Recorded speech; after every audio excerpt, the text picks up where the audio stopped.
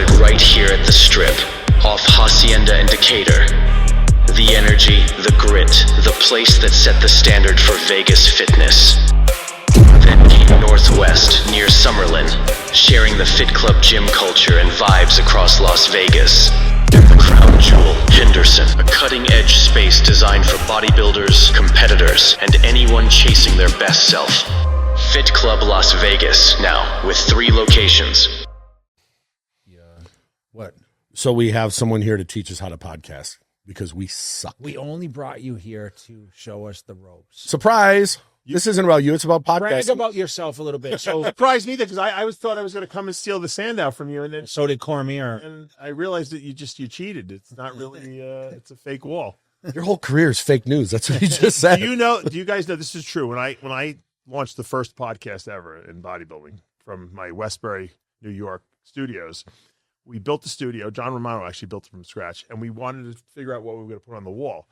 And I went to my friend Chris Zimmerman at the time, and I said, Chris, you have any good pictures, like high-resolution pictures of bodybuilders?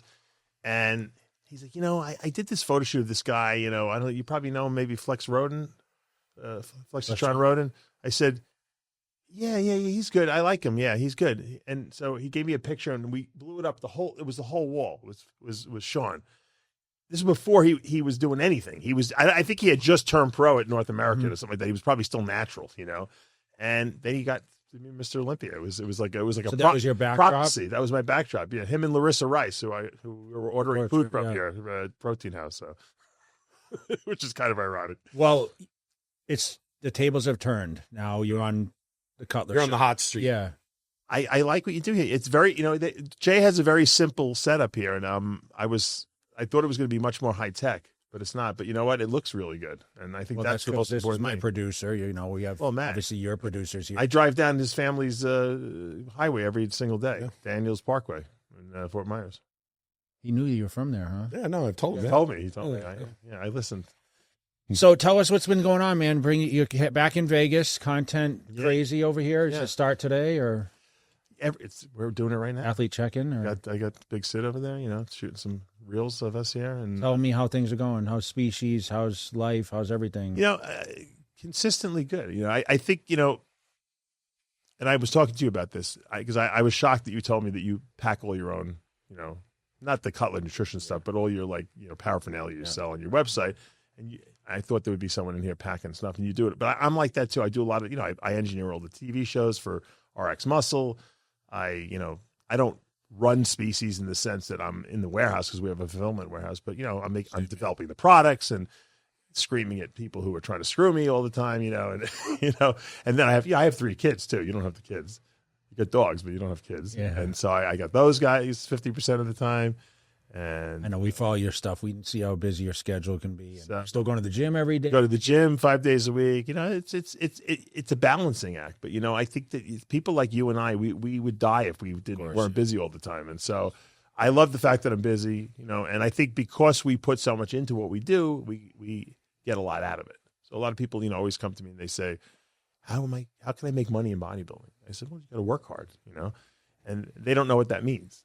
They think that means, well, I'm going to start Instagram, and for 2 weeks they put up a reel every day, and then you never see another reel from them. They're like, I don't know why I'm not successful. I said, well, do it for 2 years straight, and then talk to me about it. So I think people have problem with consistency, but bodybuilding is all about consistency. I know, but you made a hell of a career out of probably a dream and a vision. I mean, I know you probably wanted to be the best bodybuilder. Oh yeah, we all did. We all competed at a certain level, through all the eras, but talk about, I just started this podcast. I mentioned you were the original media person. I mean, way back. How did you know this was going to be the trend eventually, or was it just a wild guess?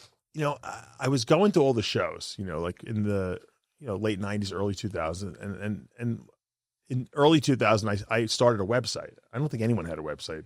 And it was because I was dating Colette Nelson at the time, and she was doing websites, and she built me a website. So I would go to these shows, I'd take pictures, and I would, with a throwaway, remember the throwaway cameras? You'd go get the pictures developed, and I had a scanner. I'd scan the pictures in, and I'd put them up on my website. And I noticed that at all the shows I was going to, and I was going to like Junior Nationals, Junior USA, USA Nationals, all those shows, people were looking in the lobby on the computers. They were looking at my website to see what was going on, and I was like, that's kind of interesting. People, because no one was doing anything. Like, you had to wait. Remember, the magazines was still #1. You had to wait 3 months to see what was going on anywhere. So if people want to know what was going on at the Junior USA that weekend or Junior Nationals, they had to go look at my website. So Blackman over at Muscular Development saw that I was doing that, and I was still competing, but then at some point I stopped. In 2004 was my last show, and then he contacted me and said, "Hey, you want to do what you're doing for your website for our website? We don't have a website." And so I I started doing that. He paid me a good amount of money. We launched his website, and then we started doing an audio podcast, which at the time there was no video, there was no YouTube really, and you had to pay $250 per show to call in live to voice. It was called Voice America, and we had a radio show. If you remember, Dan Solomon, Bob had a Pro Bodybuilding Weekly, yeah, and they were doing it through bodybuilding.com, and we were doing Muscular Development show, John Romano and I, and no one else was doing it. And I said, after about a year or so passed, I said to Steve Blackman, I said, we got to do TV programming. That's going to be the future. He's like, TV programming? He goes, no one does that. He goes, I said, but we could be the first ones to do it. He goes, there's no business model. You know how he is. What's his ROI? No ROI. I said, see, we'll create the business model. These advertisers that are giving you money for ads in magazines, they'll give it to you for the video because it's instantaneous.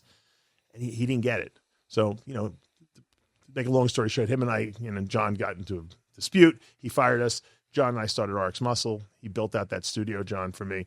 And we started doing TV programming. And I don't know how we did it. It's when you put something out to the universe, all the right people just kind of came around and coalesced. And the whole vision I had to build the studio and then find the guys who can give us the setup, to do the thing. It just happened. It was like miraculous. And I started doing it. And I don't even know what I was doing with it. And we started getting advertisers and stuff like that were coming on board. This is before YouTube. We were streaming it from rxmuscle.com. I mean, YouTube was around, but there was no monetization. And what was your content basic? Like, is it covering fitness related content, covering shows, interviews? What was it? All right, take two.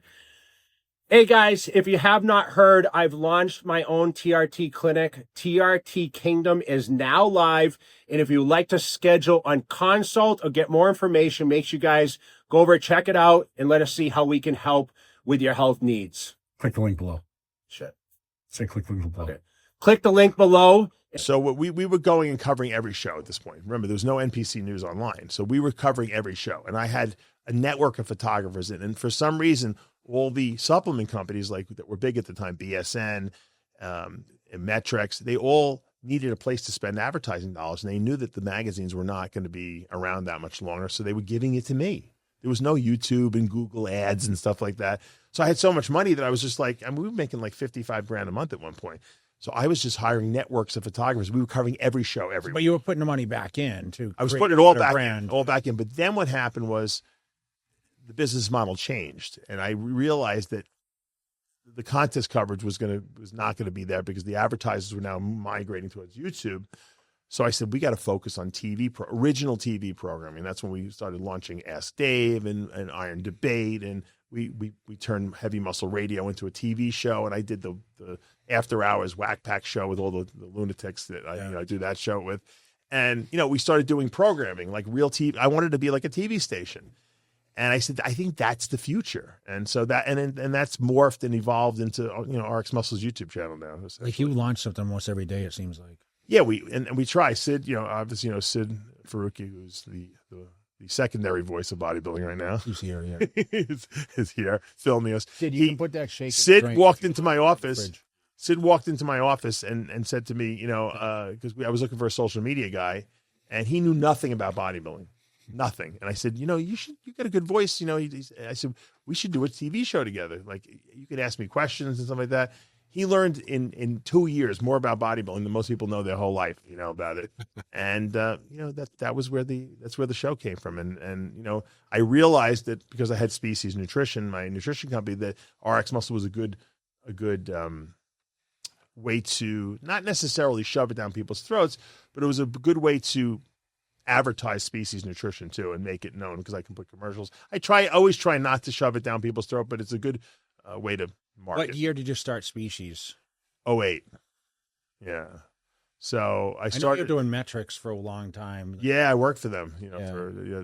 I was really tight with Scott Conley, who was the inventor of metrics, and I loved the guy. And then he sold it, which he said to this day was his biggest regret. He regretted selling it, even though he made $100 million on it. It wasn't the money for him. He loved doing the products and stuff like that. And I think at the time, in the early '90s, he probably had the best quality products on the market. No one had good quality stuff. It was all like Yeah, they had the junk. pancakes even then, like the metrics. Remember they had pancakes. metrics pizzas. Yeah, I remember. They were really good. They had those. They had the best bars. I mean, he really was top notch. And you can charge. They were making money. They weren't. I don't even think they were wholesaling it. Remember when Bill Phillips first came out with it? They were only retail. Like it was $76 for like 12 servings. And they talked everyone into thinking, well, it's the best shake on the market. It's only like less than $3 a meal. It's cheaper than buying food. And we were all paying full retail for it. For these guys. They made a fortune. And then Connolly bought Bill Phillips out. And then Bill Phillips started EAS. Question I want to ask you, I want to go back to your bodybuilding because a lot of people know you as the media guy, right? So you're one of the freakiest bodybuilders. We talk about Nick Walker these days. And you must really like what he looks like. I do. Because I can relate to it. Yeah. I can relate to it. But talk a little bit about your bodybuilding career. I mean, it started, we battled, right? Yeah. Even 96 nationals. I remember hearing when I was coming into it, Dave Palumbo, junior nationals, going to the nationals and, the elusive pro card. Yeah. It's funny because Chris and I are such good friends now, and we didn't ever run into each other. We never talked back then. And we would have been really good friends, I'm sure, if we would have met that. But it was like almost like it wasn't meant to be like until much, much later. I never ran into him anywhere. We never said two words. I know we competed at a couple shows together, but I never said two words. Some didn't know him. And it was weird because I remember seeing Dorian Yates at that, I think it was the 93 Atlantic States when he guest posed before he was like ridiculously freaky on that 93 Olympia stage. And I'm like, holy shit. If he could be almost 300 pounds, that's what I want to be, and we're delusional at that point. And if you believe it, you could accomplish it. And because I was a skinny runner, so I didn't know what the I know, but you were in med school at this time, right? Yeah, I was in med school, but then I had taken a year off and I was like, I kind of like really loved the bodybuilding and I was kind of becoming disillusioned a little bit with the whole, they were like pill pushers. Everything was like a pill. No one cared about health. It was like, I was like, you know what, do I really want to get into this profession? And I for some reason I was just had this magnetism towards bodybuilding. I can't explain why. I don't know why. Sometimes you can't explain why something. Same thing with you. I mean, obviously you were just meant to be a bodybuilder. So I said, you know what, I'm gonna take a year off, and I just opportunities opened doors to me, and I started growing like a weed. It was like as much food as I can get down my throat. That's how big I got, and it was like, and I didn't get fat. It was like it was unbelievable, and I'm like, how high can I go? And I just kept getting bigger and bigger and bigger. And, I trained hard, obviously, back in the 90s, people don't realize training was so important. Like everyone was like, what's the best way to train? What's the best this? What's the best that? Routines. And I just naturally gravitated towards the lower volume, heavier weight stuff. It worked well for me because I think I had such a fast metabolism that I overtrained really easily.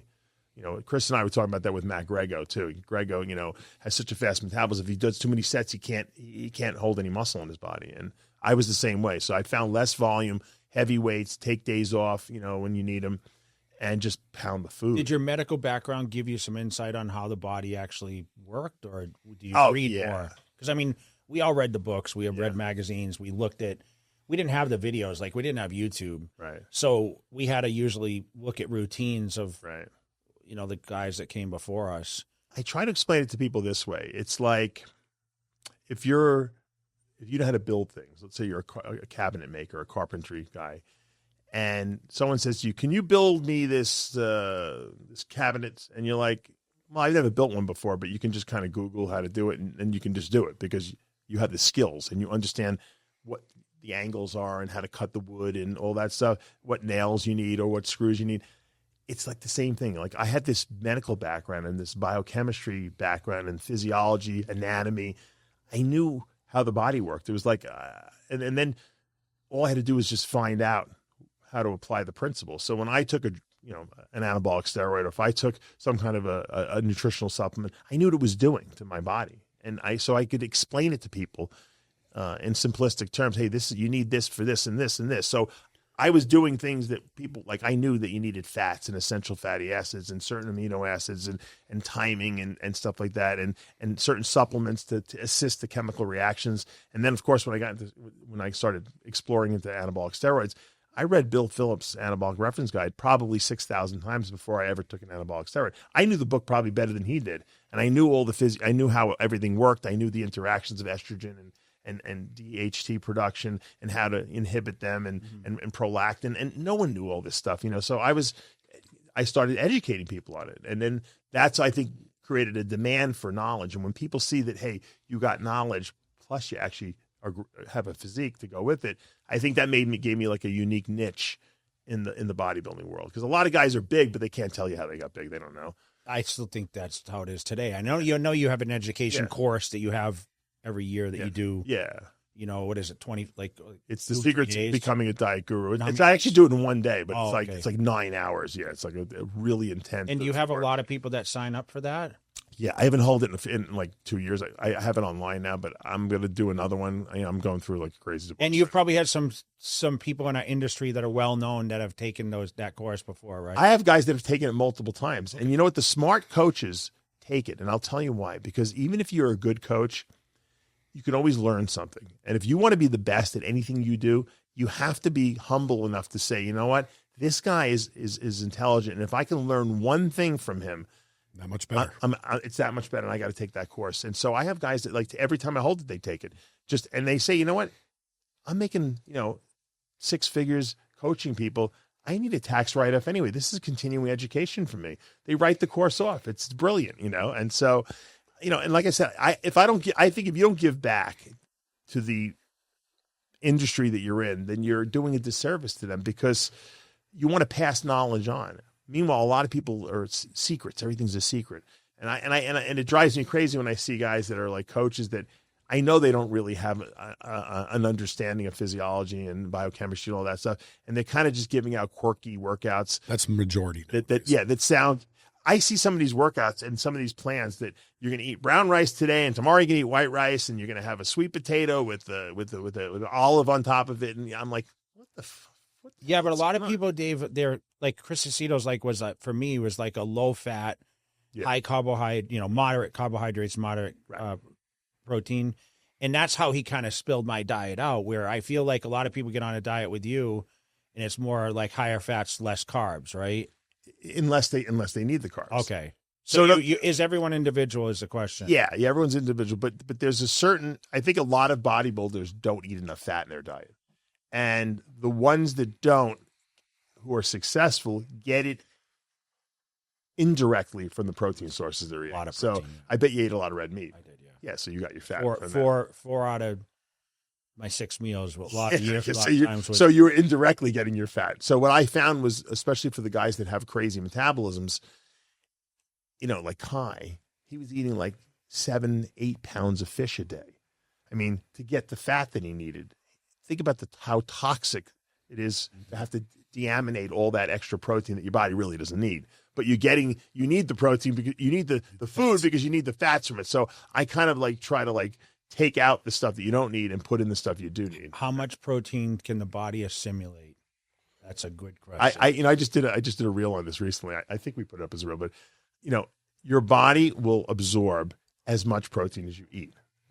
So if you eat 100 grams in a meal, it absorbs 100 grams. What it does with it once it absorbs it is the question. So Jay Cutler eating 100 grams of protein in a meal, maybe your body extracts 65, 70 at that meal and needs it.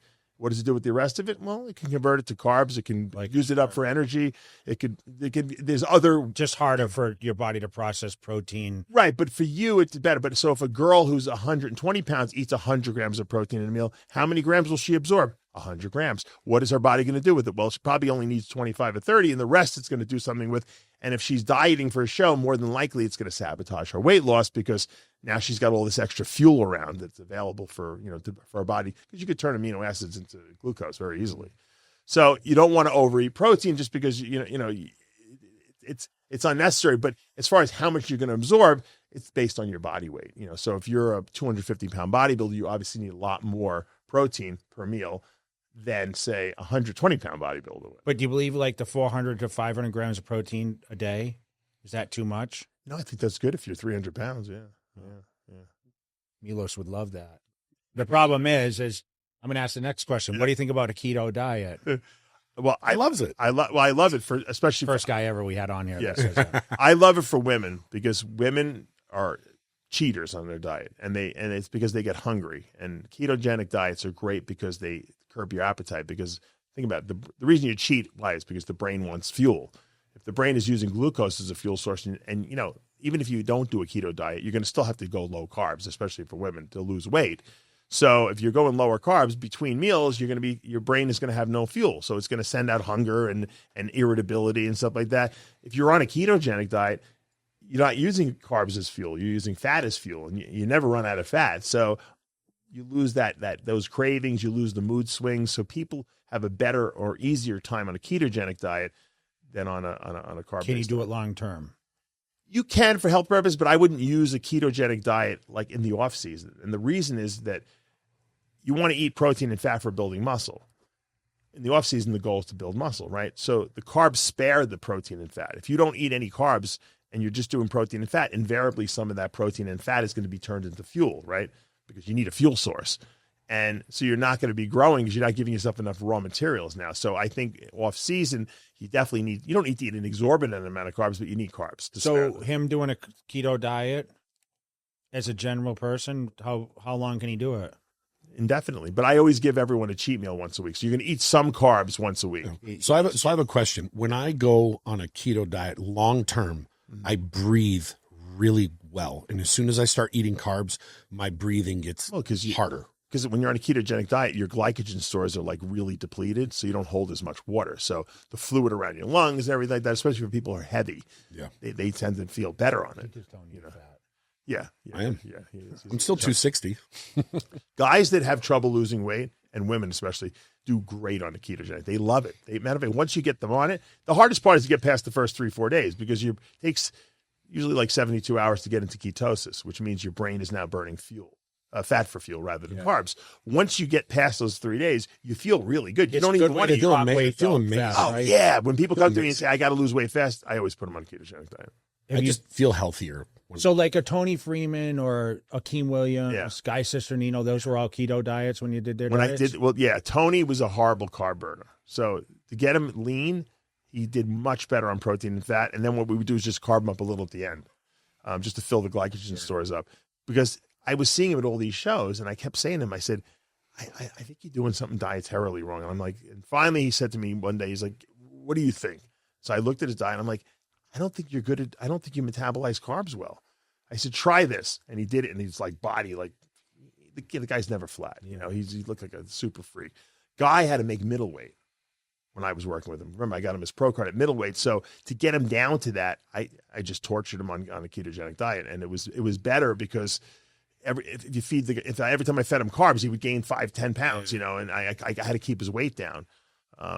Some people just do well on it, and not everyone. There are people that I've never tried it. So yeah. I mean, Chris never believed in. Yeah. I don't know if Chris really does a lot. I mean, does low carb diets No. for people, but I mean, you guys, it's so different because I know you guys do a lot of business, but it's like, do you ever talk nutrition? Yeah. It's funny because Chris said, I think we were talking about Grego. He's like, this guy, I can't feed him enough. I said, Chris, you're giving him clean food. I said, give him burgers and fries. He's like, you think? I said, give him one every day. That's what I used to do. So I doing it, and it worked. Isn't that what he did with you? It worked. Yeah, towards the end, like if I got too fast, but I was trying to eat 1,000 grams of carbs a day, and it's like I lose weight every day. I think you would have done well on fats. Yeah. In addition to I know, in addition to carbs. You didn't need to do ketogenic, but you needed more fat in your diet, I think. Yeah, I did. I would try to eat like zero fat because there was times where he's like, I just want low fat protein and a ton of carbohydrates. So I didn't eat red meat. Like for diets, he totally cut the red meat out. Would you think that's right or wrong? That's the purpose. The person is. See, the problem is that there's essential fatty acids. Yeah. So the essential fatty acids are your omega-3s and 6s. Okay, if you don't get those in your diet, your body starts to feel deficient in them. And then what happens is it hoards fat. So when you get down to that last little bit and you're trying to get rid of it, you're basically fighting your body's. In other words, you're giving it a calorie deficit, but the body won't let go of a certain amount of fat. In women, it holds it in the legs and the butt. In men, usually around the lower back. Okay. So you put in the essential fats, and all of a sudden you start losing weight again because now your body thinks, oh, okay, everything's cool. So I have a product from Species Nutrition called Omega-Lyze, which is it's a high dose essential fatty acid supplement, and I'm the only person who puts fish oil with evening primrose oil. Usually they like to put plant and plant, but humans don't utilize plant source of omega-3 fats. We don't convert it to usable form. We just don't have the. I used to enzyme take system. evening primrose oil back in the day. Yeah, that's it was good. popular in the 90s. You should still take it. It's the only, that and borage oil are the only sources of GLA, which is what we need in our diet. You can't get it from the food you eat. It's just not there. And you know, a lot of people nowadays take fish oil, but they don't take the you have to balance it with the right amount of omega-6. Were you this knowledgeable when you were 300 plus pounds? Yeah, about I was. nutrition. Yeah. But why were you so lean? I mean, you're so lean all the time now, but Yeah. what's the reason? Is it genetic, or was there something you did different that kept you so lean? And how'd you diet for the shows? Yeah, it's weird. You know, I always tell people to gain weight, and you probably know this, you have to eat an exorbitant amount of food. To lose weight, you have to eat a ridiculously small amount of food. To maintain, you can be in the middle, but it's weird because you get a guy who you're feeding like 8,000 calories a day to, and then you diet him for a show and you got to put him on like 3,000. You would think, well, 5,000 should do it, but it doesn't. It's like your body resists weight gain. It resists weight loss. So you have to do extremes to kind of combat it. So when I dieted, I didn't eat an exorbitant amount of carbs. You would think, oh, this guy is eating like 10,000 calories a day in the off season. He's eating McDonald's No, I couldn't do that. So I found that I looked better when I ate high protein, moderate fat, you know, at every meal, and then just enough carbs to kind of, you know, to feed. Did you cheat on a contest diet? Like say you dieted for 16, 20 weeks. Right. Did you have a cheat meal? I always had a cheat meal every week. I would go, usually my cheat meal was sushi. I loved sushi. You know, I would go for Italian every once in a while, but I used to go and just eat tons of sushi rolls. What about the McDonald's? I was just going to ask you the arachidonic acid. So this is, you know, obviously I had a midsection problem, and I think I caused the midsection problem because I had to eat so much food to get to 320 pounds, whatever it was, that I just stretched out everything, and I didn't know anything about fiber. Yeah. We've always talked about the drugs, and Yes. they think I don't That's think it's right. drugs. It's the food. It's the food. It's the food. Yes. It's the food. Because I didn't even use that much. If you compare the guys today to what and we I use, took a lot of drugs, Yeah, you know, yeah. to get ready, same as everyone else. ruined your midsection. Yeah, and I just didn't get I just had a wide waist, right? But you had also a very long torso, so I have a short torso. So I was eating like exorbitant amounts of food, and I knew nothing about fiber back then. You know, obviously, Fiberlyze became my best-selling product, probably because I needed it. So I was always so bloated. So I said to myself, you know, I got to get my midsection. I got to be able to control it on stage at least. So I got to eat less food. And I've talked to Hunter Labrada about this. He said he learned something from me because I had talked about this before. So if I could eat denser food, lower volume, I don't have a stomach full of food all the time. So I started doing McDonald's meals once a day because it was so calorie dense. It would slow my metabolism down enough so that I wouldn't disappear while I was dieting. And I ate less food that way. Even in the off season, I started doing that. So I went from like in the 90s, like 12 times a day eating, drinking shakes that were like a blender full of, my stomach was like this. You know, I was like Greg Kovacs, you know, like the amount of food I ate, to eating much less volume, but calorically speaking, it was probably high, just as high from denser foods. Like I said, from just junk. Like what was your McDonald's meal that you ate? It was like two to three triple cheeseburgers, like a large fry. They had supersized back then, supersized fry, and 2 apple pies. That would be my meal. Every day. I think you still eat McDonald's though, right? Yeah, The occasionally. kids, The kids. Yeah, I don't eat it every day though. So what was the arachidonic acid? Because I remember you talking about that. I remember like paying attention. Arachidonic. I was thinking. I can go eat McDonald's 4 times a day. I'm gonna follow this. There's 2 essential omega-6 fatty acids. One is arachidonic acid, and one is GLA. GLA is the one that's very hard to get from the diet, but arachidonic acid is loaded in red meat and chicken. what arachidonic acid does, it sits in the membrane, and then when you break down muscle tissue, it gets released and it causes inflammation. Okay, it's an inflammatory prostaglandin, is what it is, and what it does is it signals to the muscle to rebuild itself. So you want a lot of arachidonic acid and inflammation when you're trying to be a good bodybuilder and grow. You don't want. That's why you don't want to take like ibuprofen too much, because it'll inhibit muscle growth. So, as Blackman would say, arachidonic, you gotta get arachidonic, you know. But what Blackman said this, and he's right. What was good for bodybuilding is not necessarily good for your heart, you know, because you don't want to have excessive. But if you're using the arachidonic acid, it's burning up. Then you're not storing. But if you're like a slug who lays on the couch all day and your arachidonic acid levels are through the roof, you have chronic inflammation. You're going to get, you know, diabetes. You're going to get heart disease. You're going to get blockages in your arteries. That's not good. So you want to counteract that with the right amount of anti-inflammatory, like fish oil, the omega-3s, balance the omega-6s. That's why they have to be in the right ratio to each other. But as a bodybuilder, arachidonic acid is like your best friend. Matter of fact, Bill Llewellyn, who did the anabolics book, he has a product called X Factor, and it's pure arachidonic acid.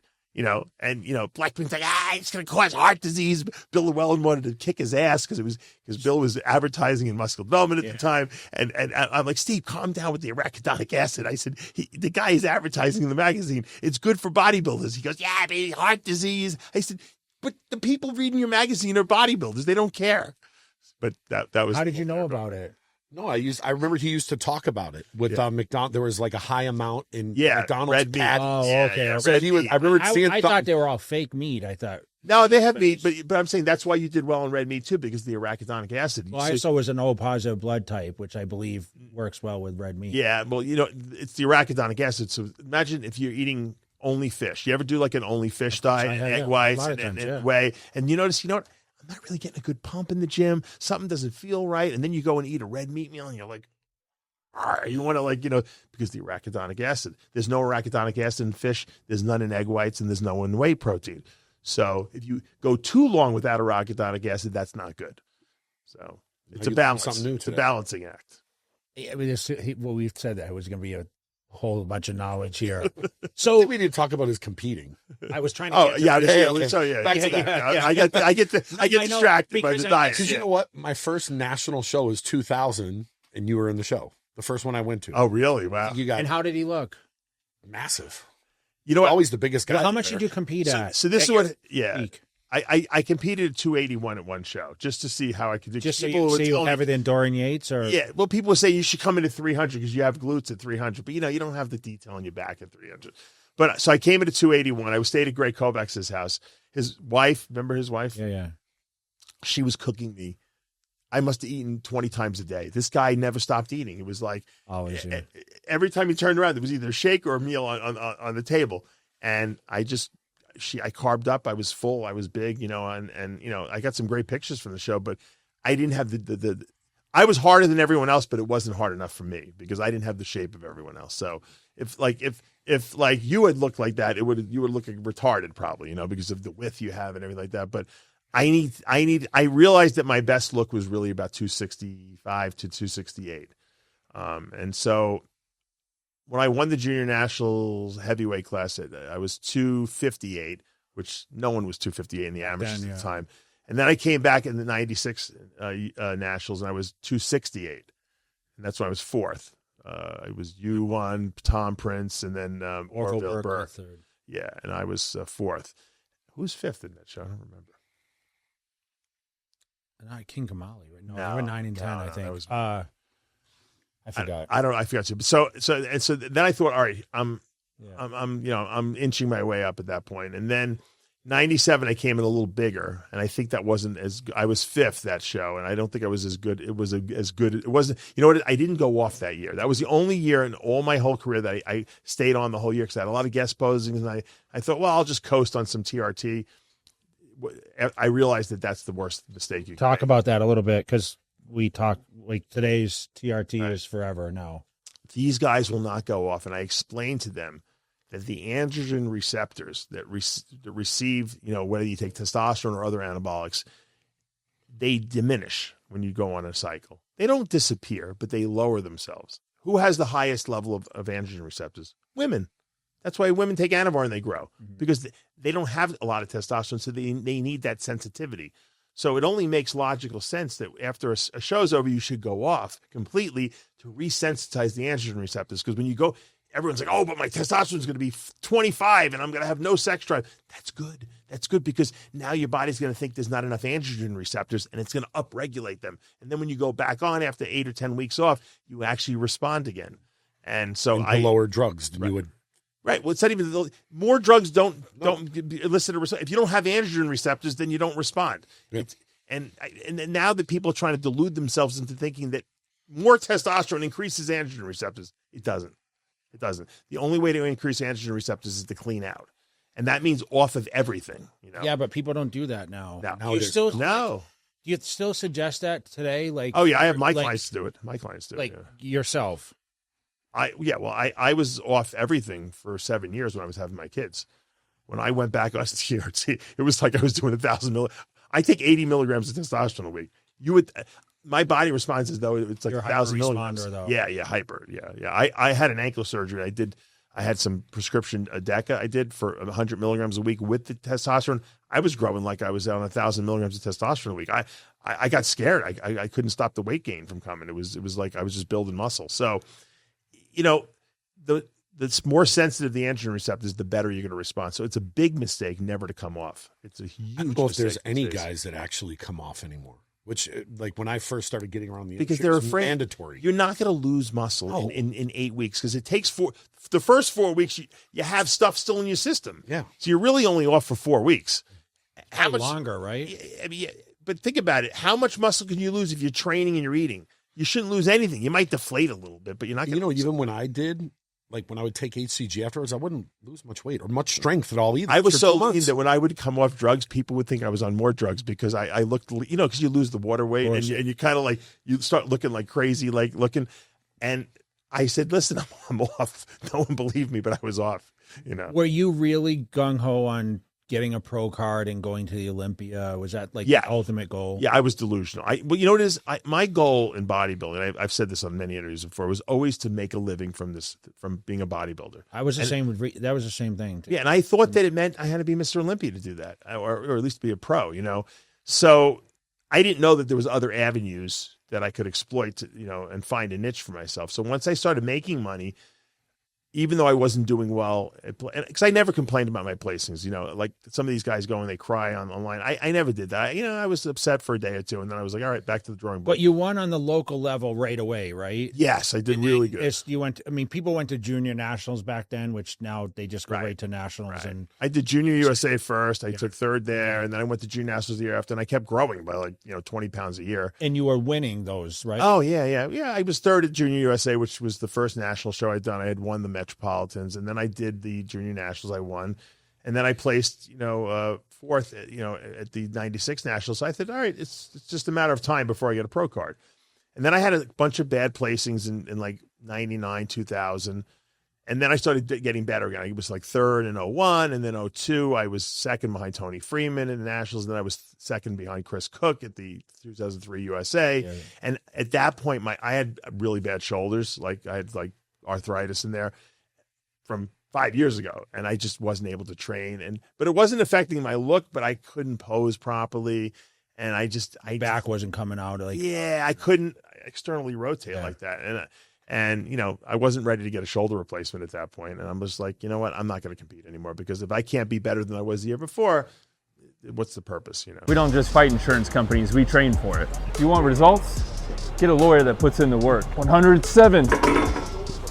Do you trust a lawyer that doesn't train? 102.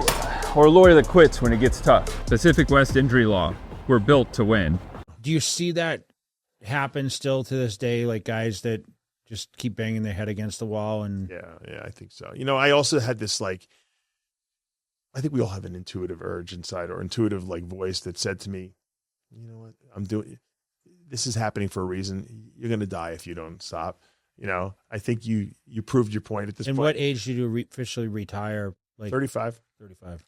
I always told my friends, if I'm competing at 40, shoot me and put me out of my misery. But So at 35, because of the shoulders, and I said, my blood pressure was a little high at this point. I started taking like a blood pressure medication. I'm like, I think it's time to give my body a break. And you just how did you adapt to losing the weight and watching your body? It didn't come off. I went right on to HRT for 200 milligrams a week. I was taking for a while, and I wasn't losing any weight. And I'm like, this is crazy. So I had I cut back my food a little bit, and little by little, I started losing, and dropping, weight. And then at some point, I wanted to get my shoulders done, and so you had both your shoulders done. Yeah, 2 shoulder replacements. And you had the torn quad that happened in India when we were there. Yeah, you were there. That's right. I forgot. And you flew all the way home with a torn quad, right? What are you going to do? 20 hours he flew. Yeah.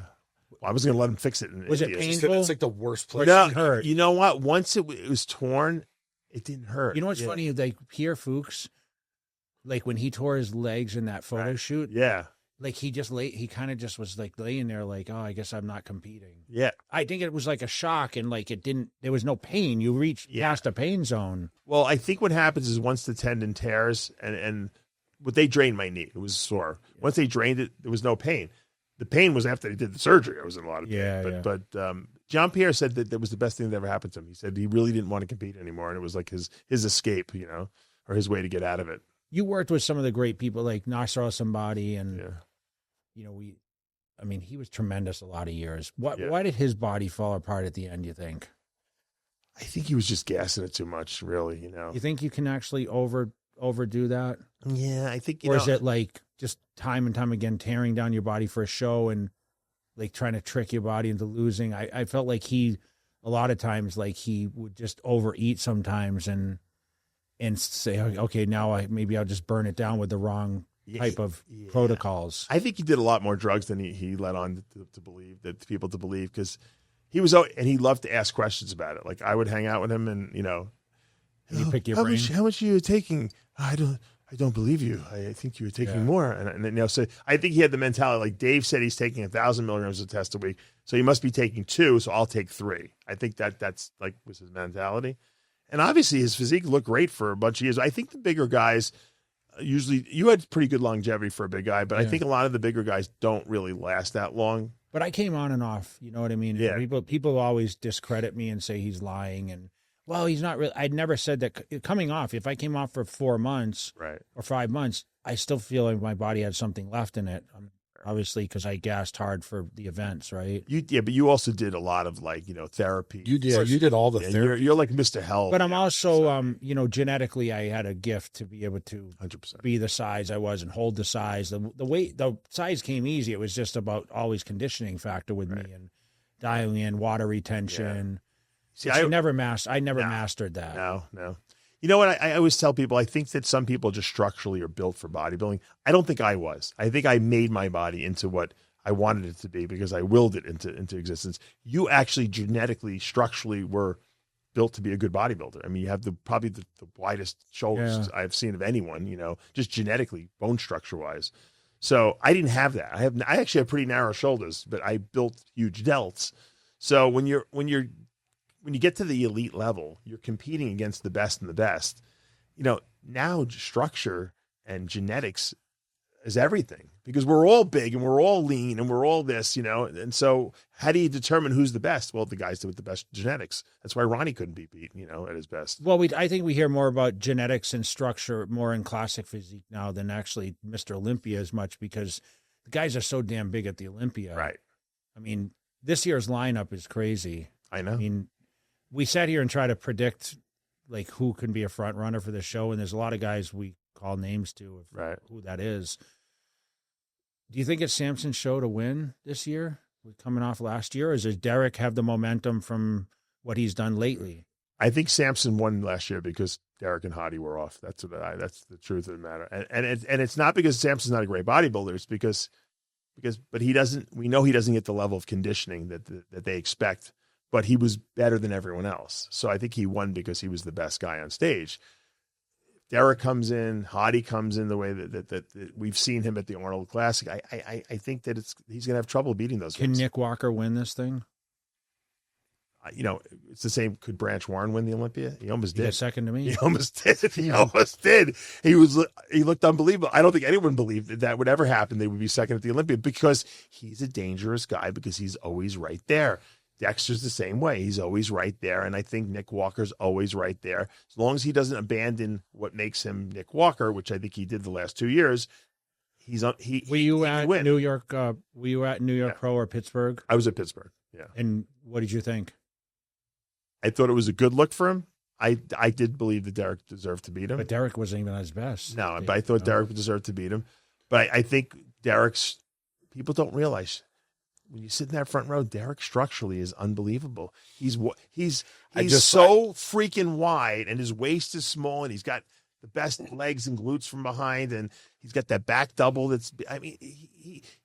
You don't notice it until you see him in person. He's almost unbelievable that he has that at his height, that he has that structure, right? This is the first time I've heard somebody say this, because this is what I thought, and I know a lot of people flame me for it, but Samson won because the best two bodybuilders in the world were off, because he never beat them any other time. No. And then when Derek was on, he lost. Yeah. So in my eyes, Derek is the front runner because he just defeated the reigning Mr. Olympia on the Arnold stage. Yeah. Yeah. And then he went to Pittsburgh and won. They said, well, he almost lost. Well, he was off and he still won. Yeah, and he still So to me, he's the front runner. I'm not saying he's going to win, but he's the front runner in my eyes. And let's face it, we knew Derek was off last year at the Olympia, and I don't know why people aren't saying it, but Hani was off too. Yeah. His legs were really down. Yes. I mean, when I saw him at that Arnold, I said, if this guy comes into the Olympia, no one's going to beat him like that. That's why I'm saying he could be a dangerous guy in this Olympia, because if he had the rest, maybe he comes in with the legs big again and that shrink wrap waist. I mean, he's dangerous. You know, if Hadi and Derek both look like they did at the last two Arnolds, it'd be a it's good going to be battle. hard for those. It's going to be 1-2. I think so. So, yeah, I think it'll be really hard. And I think Samson will be right there in the top three, but I don't think he's going to be able to take them out with the level of conditioning that they're capable of bringing versus his conditioning. I saw Derek at the gym yesterday, or 2 days ago, and he is big. Yeah, everyone told me. Big, round. Derek told me as he saw him in Tampa, he said his legs were huge. He looks like he's a freak. And you know, Chris is feeding him. I know he is. So I'm sure you've seen pictures. Yeah. You work close with Chris, though. He doesn't really leak a lot to you, does he? No, he leaks to me because he knows I won't. He knows I won't tell. He knows I won't tell. So you know a little insight on what's happening. Yeah, I mean, Andrew. so Andrew looked really good in the pictures he sent me of him, Andrew. So You don't I'm know just till glad you I'm not stand a him judge. next there. what? You don't know till you stand him next. No, that's the hard thing. It's very hard. You know, the problem with Nick Walker is that people see his pictures on Instagram, and the guy is pretty freaking impressive, but he gets exposed when he's next to guys with better structure. And it, you know, look, it used to happen to me all the time too. I mean, Nick Walker's a way better bodybuilder than I was, but I'm just saying in general, when people would see me backstage, they're like, this guy's going to win the whole show. And they would be panicking. Then they go out on stage Yeah, and you beat look me. massive and closed, yeah. Dave. Like, I remember seeing backstage and be like, holy shit. But even when I was lean, and people would see all the veins. Yeah, and yeah, like, but you had the crazy traps. yeah, and yeah, wear yeah. those wide neck shirts and all that. So, but it's not about what you look like in clothes. It's, you know, Derek probably looks small in clothes, I bet you. How do you feel about Martin Fitzwater? He was fourth last year. Yeah, I was a big Martin fan. I thought Martin should have beat Nick at the what was it, the New York Pro the year before, that year. You think he's got a shot here to be? I think he abandoned what made him special, which was his crazy, freaky conditioning. Like, I remember that working out towards it now. Yeah, that back double shot that he used to have with the crazy lat striations and all that detail. Because a lot of guys don't have, I don't know why, a lot of guys lose the detail around the lower back area. They get that loose skin there. Yep. And Martin had like not an ounce of skin when he was last year. And I think he just tried to get too big, you know. You know, everyone wants to gain 20 pounds every year, right? But you hit a point where you don't need to gain 20 pounds. Everyone wanted to be Dorian Yates. Is he the freakiest bodybuilder you've ever seen in person? Yeah. Well, Ronnie's pretty freaky too. I mean, but Dorian had that grainy. You know, Well, Dorian was more impressive in the off season, right, than Ronnie was. Yeah. Oh, definitely. Yeah. I remember guest posing with him in Hawaii, and I'm like, I rember seeing him walking behind him for the first. Yeah, man. Like, has anyone ever have that back? No, I think he was like an alien. Like because I'd never seen a back. Even in the sweatshirt, his lats were like out here. They were like, it was like he almost needed an extra sweatshirt size just to. Is that how you masked your training after his type, like low volume? Yeah, I didn't go quite as low. Like I think even he went too low at one point where that's when he started getting hurt. We was like doing insane Were you weights. doing insane weight like that, or just I was. to contraction, but to not absolute failure? Or This is what I did. I'll tell you what I did. So I took the typical workout that we all did in the late 80s, early 90s, and I said, rather than doing 4-5 sets of everything, I'm going to do 2 sets of everything. The first exercise I'll warm up. I'll do more. Once I'm warmed up from chest, I did 3, so I would do 2 sets after that. So I would do heaviest, because once I'm warmed up, what do I need to warm up for? So I was doing like 10 sets for chest as opposed to 18 or 20. And that was the sweet spot for me. You know, I couldn't do the 3 or 4 sets and get enough out of it, you know. But I did lower volume, and it really helped my training a lot because I had friends that they would want to be in the gym for 3 hours. Well, who trained with you at that time? I was training with a bunch of guys up in Westchester, Fran Volpe. I don't know if you remember Fran back in the day, and my friend Frank. So you weren't training at Bev Francis? No, this is when I was in Westchester. Then when I went back, down to back to New York and lived in Long Island, then I was going to Bev's, but I didn't really have regular training partners. Before I went to Bev's, I was working at World Gym Babylon there, and I was working with Doug Wentz and a couple people there, and he taught me how to train. He was a Grushkin guy, and he took me to Bob Grushkin's house. You showed me a picture before. You said, "Where's this basement?" What did Bob tell you when he looked at you? I told this story before. Bob said to go back to medical school. That's messed. He's like, but That's what they Dream told killer. you, too. he's like, Of but course. You know, he wanted to be a pro bodybuilder, this guy. oh really? Yeah. You know the difference between me and 99% of the world? I was able to get big and strong, Right. but when I put the posing trunks on and looked, I have high lats, I have a long torso, I got scars on my body, Oh, okay. and I looked and said, Right.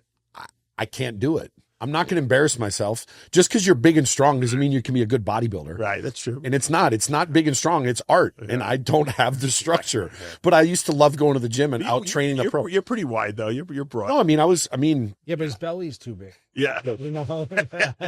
Bob said to me, he goes, listen, go back to medical school because he goes, but you know what? Prove me wrong. And so I saw him like 3 years later or something, or 4 years later. I just won the junior nationals.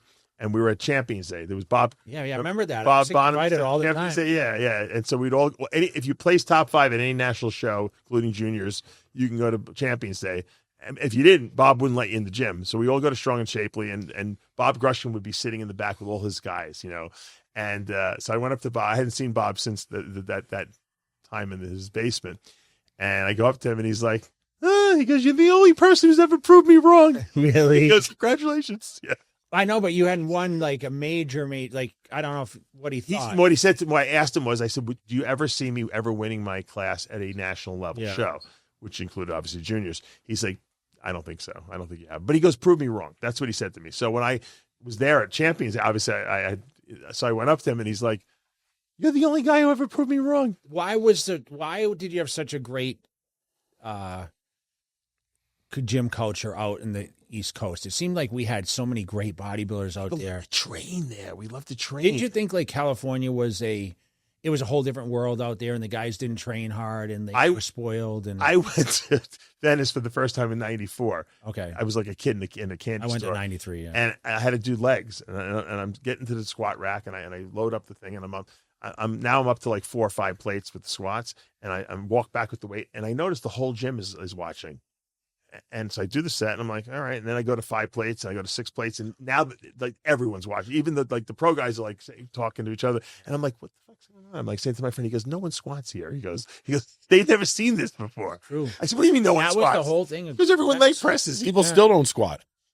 No, but it was really odd for people to get under the squat racks at Gold's Venice. Yeah, no one did it. Why do you think that is?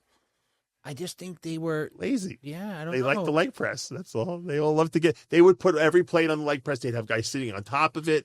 Yeah, you'd always. I never felt leg press. I didn't. Michael Hearn would squat. That was when That's they it. had the yellow equipment, I think. Yes, the Golds. the flex equipment. Yeah, it was really good. Yeah. And we had a great food, like Kukru chicken was there. Kookaroo, right? Kookaroo chicken. Yeah, right across from the firehouse. How much Kukru chicken did you eat when you'd go out there my for God. photo Yeah, shoots? oh my God, I was there, and then I would go to Van Gogh's Ear at night. Yeah, Van Gogh's Ear. They were open all night. I would yeah. get my late night food there, right? Venice in the Where did you live 90s. there?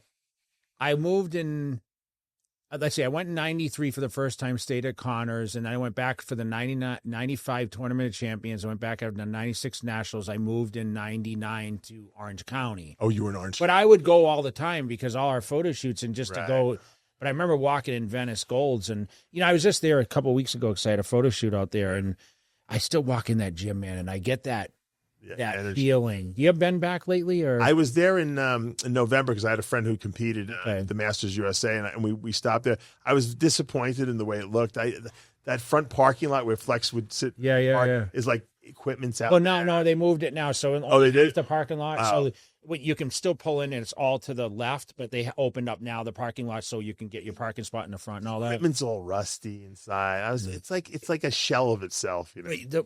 But talk about the '90s, walking in that gym and the who's who. And, Yeah, I know. I would love to see someone like Bader or one of these Middle Eastern guys come in and just buy the thing and just redo the. Do you whole know, gym. like Vegas is a huge mecca gym place. I know. There's like 100 gyms here. I know. I know they just opened this new tech gym out here. Are you going to travel out there to see? And Yeah, I was at Torture Gym last year when I Okay. came in. I really loved that Yeah. gym too. It's this one's massive. It's an old Is it? Gold's gym, and they just put a mural on the wall of the quad stomp, and they have this. Oh, they did. Oh, yeah, It's you pretty picture. cool, Oh, that's actually, cool. yeah. cool. We got cool. murals all around it. All the Mr. Olympias and Oh, that's Does it excite you to come to these shows still? yeah. You know, I was 'Cause you took a hiatus for quite a while there. yeah when I had my kids and then COVID and everything like that. Yeah, I kind of missed it. But you know, when kids are young, it's like they're like puppies that like need constant attention. You know, you feel bad leaving. Once they kind of have awareness of what's going on, they understand. How old so do they that know? Does 6, 7, and 9. Okay. So yeah, they know. And so I when I get here, I always tell people, all I do is work when I come here. I overschedule everything. I have no time to do anything. And then I say, but at the same time, I actually enjoy I enjoy being here. It's kind of like going to a class reunion, every single year. So when you come, Dave, do you have like a whole you have a schedule on who you're looking to, like in your head? You're like, I need to interview this guy. I know you're going to walk around meet the Olympians is a Right. big thing for you guys with the media stuff. Right. And you do you have a length of I want to interview people for 5 minutes or two? Like, what's the time that you just try to grab someone's attention for? What I do usually now, whereas in the past I would just interview unlimited amounts of people, I try to think about potency of what I'm doing. So we're going to go to Meet the Olympians, tomorrow night. I know who's comical. I know what each person's personality is, and I'll try to elicit some kind of a snippet out of them to talk about. In my mind, I'm like, all right, this guy is funny, so I'm going to try to get him to say something funny. This girl does a crazy flip. I'm going to make her do a flip. I try to bring out their highlights so that we can, because no one has an attention span anymore. I mean, how many people really sit down and watch long format interviews? Well, the podcast. I mean, people do their cardio. Cardio, It's like that's when they need right. to, they just listen to it in the background, right? No one's visually. Now. I mean, this is on Spotify and whatever. So people sometimes drive in the car, listen to it. But I totally get what you mean. But the question is people love to interview with you though, because I feel like you ask the right questions. Yeah. Because you lived it, right? So I mean, I think that really helps a lot. But at the same time, as a media channel and, you're breaking down, critiquing people, sometimes people can take that the wrong way. Oh, yeah. Well, yeah. Are you careful with what you say sometimes, or is it all authentic, how you go about your... Yeah, I don't sugarcoat anything. I have a lot of people that hate me because they don't like the way I critique their physique or whatever. Or it's the truth hurts. But I know that's your whole slogan, but it's got you kicked out of some shows before and banned and on time out. Never critiquing shows, but I mean, never critiquing competitors. That hasn't got me kicked out. I've gotten kicked out of the Nationals once because I asked JM. I think I was there. I had my shoulder replacement done, and I asked JM if I can film backstage because it was an exclusivity. Yeah. And Steve Carroll, and he said fine, JM, and then Steve Carroll kicked me out. Which you should be friends with because he's from New York, right? I mean, Steve Carroll knows me, but he didn't like the fact that I said JM gave me permission. He didn't care. He kicked me out, and they fired him next year. So that was good. So I got rid of him, which was good because he was horrendous for the athletes. Yeah. He had a policy that if you went out to get a drink, you couldn't come back in. He sold your ticket to someone else. I mean, no one wanted this guy.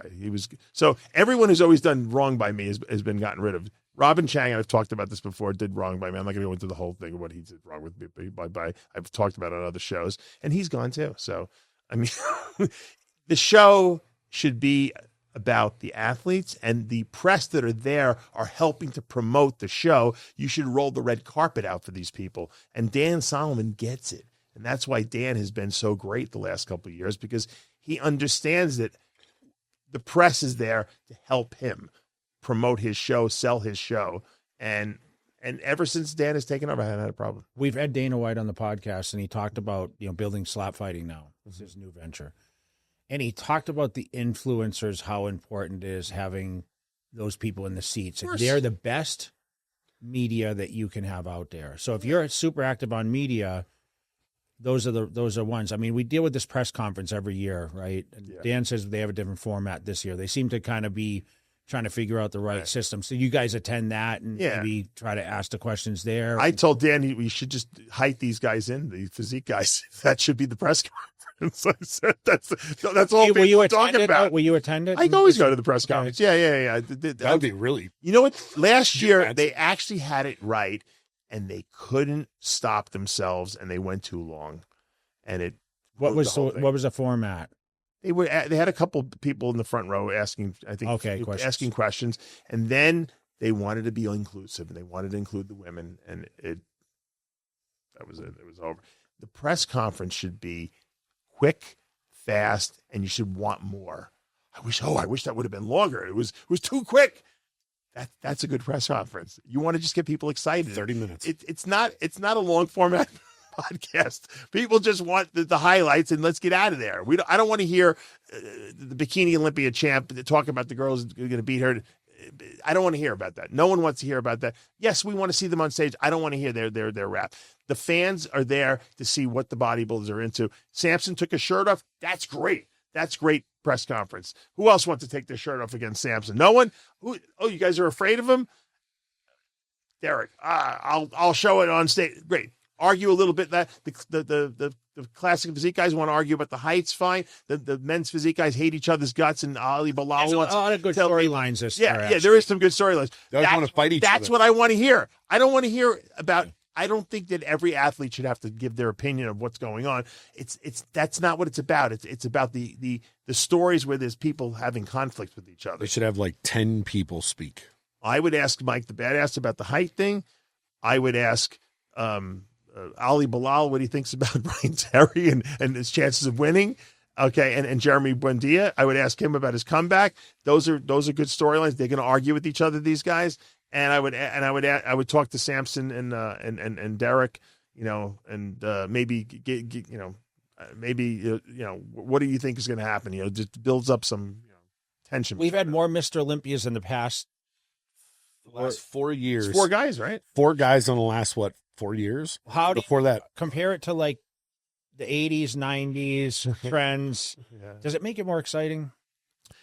Well, going into a show not knowing who's going to win the Olympia is always exciting, but not having a dominant champion is not that exciting. I like having a dominant champion. I like it for a couple of years. Yeah, I like knowing that who's going to beat Jay, who's going to beat Ronnie, who's going to beat Dorian this year. So I made it exciting when I lost to Dexter Jackson in the middle and came back to win it, or well, it was. Did you write me off? Did you write me off? I didn't write you off because I knew you were off. I said Jay's not doing something right. I said I don't know what's going on. I said he's got to get his mojo back. I said, did you figure I'd put it together when I worked with Hani? And I didn't know if you would put it together. I didn't know, but I said that I think I knew your personality, and I said that loss is fucking driving him nuts. He's going to work his ass off, like when Ronnie lost to Gunther that year and then came back in 2003 like a nut.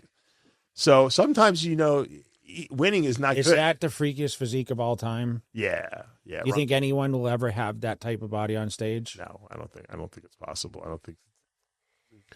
Like Rami and Nick Ziller are maybe bigger, but not hard. That hardness and that graininess and the symmetry and 300 pounds. Some people don't think it was his best look, but I think it was his freakiest look, definitely, for sure. Did I have a chance, Dave? Or you know what? When you came out, I thought you were going to win. I said, Jay's going to win. Jay's going to win. And then Ronnie walked out with like, poor Jay. Poor Jay. That would have won the Olympia any other year, probably. You really looked good that year. People forgot how good you looked that year because he was diminished by that. Yeah, he was so crazy that year. Those are the years, like 02, 3, right, were my best. But you know what? It really is a testament to how good you are. And I'm not just saying this because I'm here, but Ronnie was the best of all time, and you were battling him on stage. I mean, consistently. In any other era, you would have won 10 Olympias probably, It's a little frustrating. Yeah. For me now. Just think about that. But you did battle the best and you eventually beat him. So Think of that. From 01 to what, 2012? You were either first or second. Yeah, he would have been 10 times Mr. Olympia. He would have won on any other era. Did you ever think that when I won the Nationals in '96? And You know what? When you won the Nationals, I knew you weren't at your best.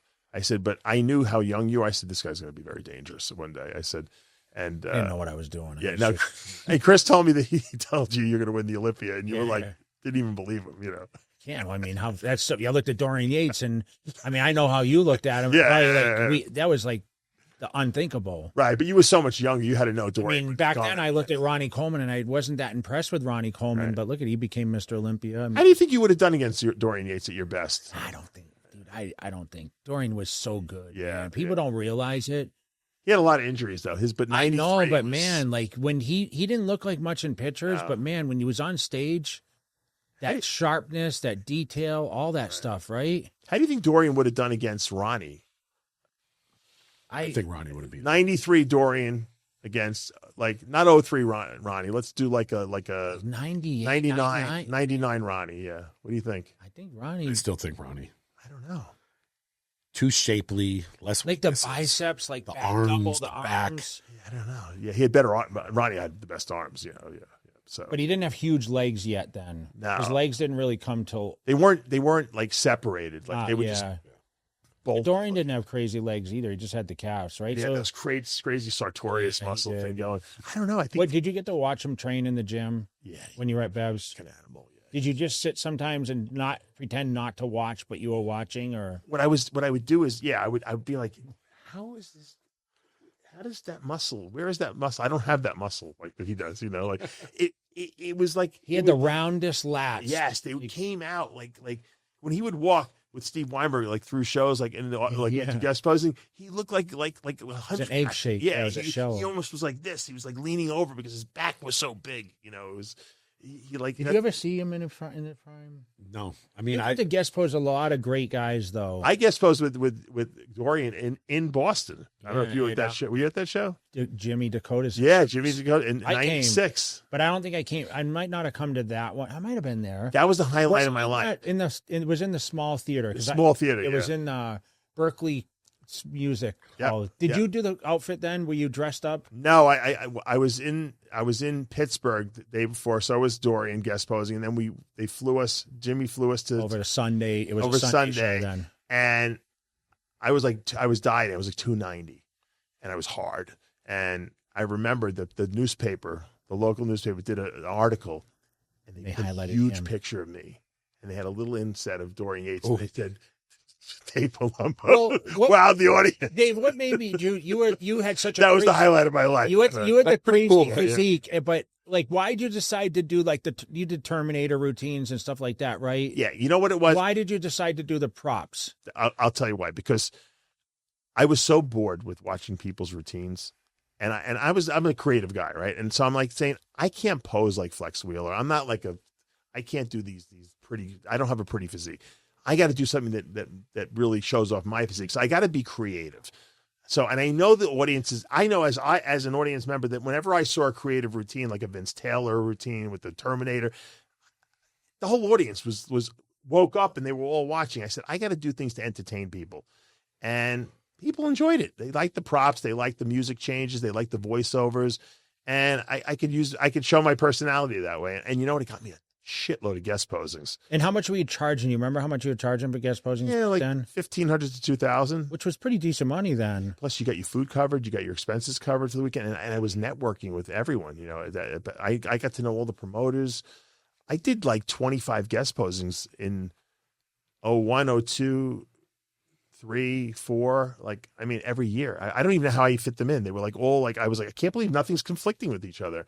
And I would have guys bring me back year after year, and I would do a seminar for them. I would say, I'll do a seminar for you for free. I don't care. You can charge for it, whatever. And they just loved the Did you fact. fly first class? No, I never. You know what? I didn't never fly did first that. class either back then. I said, keep the money. I said, I'd rather, I don't But want they to be paid for the greedy. ticket, obviously. Yeah. They paid for the ticket and they paid for the hotel and they fed me. But I always wondered, like, these people, like Greg Kovacs used to say, I only fly first class. I said, these promoters pay for it? He goes, yeah, they pay.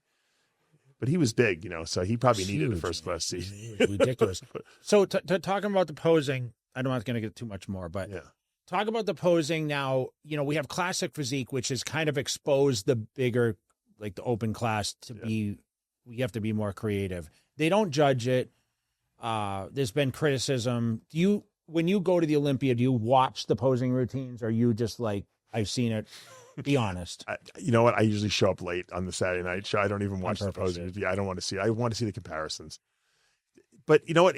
I blame the bodybuilders, because you know what? If I'm a bodybuilder, I should have enough respect for myself that I put so much work into it that I'm gonna go there and entertain that audience. These guys, they do one song, they just hit their mandatories. Why not put a little creativity into your routine? I mean, for God's sakes, you're on the Olympia stage. You got the whole world watching you.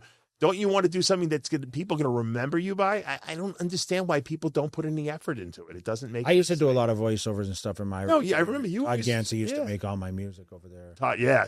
Yeah, he did some stuff for you too. Yeah, he did. He was a good guy, but I don't know why people don't put effort into it. I don't get it. I mean, think about it. It doesn't matter if they're not judging it. Who cares? Do you watch the classic physiques? Yeah, if they're all right. I mean, they're okay. I used to always see you kind of doing the more loading while you were. Yeah, I used to critique everyone's routine and everyone's physique when there was forums and people would go on the forums and they would actually go and say, I used to critique everyone at nationals. I would do 1,000 fucking critiques of all the girls, the guys. No one goes on forums anymore, and it was a lot of work. It was very stressful too. You keep up with social media? I do to a certain degree, obviously, just because I need to know the storylines of what people are, complaining about. And, I try not to go after too many people, but every once in a while I get sucked into it, like this muscle discord guy. I had to go after this guy, Matt, because when people say stupid shit, I got to go after them, like anyone who says that a computer should judge the Mr. Olympia, it deserves, for me to go after him. I mean, that's just ludicrous. I mean, people but you know what? And people agree with this guy. I said, you put two names in. ChatGPT has a 50-50 chance. Yeah, it's just, we always talk about this because even like when we analyze and we're not there, like we do kind of a breakdown of a lot of these shows as we lead into the end of the year now. But we always say, well, pictures don't ever tell a story. We argued with Milos about how James Holland said, look at the Arnold UK one year. And I'm like, we were there. Right. And he's like, and then after seeing, he was messaging me and I said, dude, he's like shredded. He goes, he's way off. Well, I had the 4K footage and we put it here. He's like, oh shit. I just made an ass of myself. Like, even if you have the top footage, that's not why the same. I never dispute the judging decisions. Like if I'm not there, like I might say, I don't agree with it. It looks this way, but we always say, you know what, but we're not there. I really trust Steve Weinberger. I do too. As a judge. And that's why when he, whatever happened at the Masters Olympia, I trust his decision because you know what, as much as I've had, I had some run-ins with him over the years, he always judged me fairly. And that's something that I respected about him. And he doesn't. And he always told you the truth, right? Yeah. He always told me the truth and said, this is what you need to do to fix or whatever. This is what I didn't like or whatever. And you know what? And I explained to this guy, I don't know if you saw the interview I did with this guy, Matt, from Muscle Discord. I said, you don't need ChatGPT to check what happened. I said, just like you don't need instant replay. The instant replay is the finals. They rejudge people. They go back and say, do we get it right? I was ahead by 6 points in the 2001 Mr. Olympia prejudging. I lost by 3 in the finals. Right. Phil Heath in the 2010 Arnold was ahead by 3 and lost by whatever. Takai. Yeah. Right. I mean, is there politics in bodybuilding? I'm sure there is. Of course. Probably at the shows that matter. I don't think there's any politics. We don't dispute a lot of the judging these days. Yeah. I mean, we sit here all the time and listen, Milos is a super critic and like, he's like, I see it. I see like why it went that way. It's been a while since you've seen just something blatant. Ever since Wayne got his ass kicked out of the organization, it's been very, very good. The judging. There might have been 1 or 2 decisions that I didn't agree with over the years. But even if you don't agree, you understand why they went that way. It's like the Nick Walker, Derek Lunsford thing. Right. I mean, toss up, right? I was there. It was close. I was there. But if Nick would have won, you wouldn't have been like, rigged. No, I wouldn't have said that, but I think Derek deserved it. I think they got it right. But we see decisions that are bad sometimes in other countries where they have a judging panel because then you don't get consistency. If Steve's there or Tyler's there or Jim or when he used to judge, you got a consistent output. When you have a judging panel that's inexperienced, like I'm not going to say what show. I went to a show. They were judging. They wanted to change the criteria for wellness, and these judges were not experienced. They picked some fat girl. I said, "How can you pick a fat girl?" Well, they don't want the girls too hard. I said, "But you picked a fat girl." Yeah, but they told us if we pick someone too hard, we're not going to be judging you. So these judges are so scared they're going to lose their ability to judge because it's like their whole identity that a lot of times they screw up because of that rather than go with what they know. And then they tell the girls, don't come in too hard. And then these girls come to me, what do you think I should do? I'm like, nothing. You look perfect. And then they go and they do another show and they with a real judging panel and then they do fine. So a lot of times there's a danger in not having an experienced judging panel. And unfortunately, you can't always have the best judging panel. It's just there's a lot of shows every year. Think about it. If there's a show, I've seen 3 pro same weekend. Yeah, on the same weekend, you got to split the judges. You're not going to have the best at everyone. All right, what else? What else you want to add?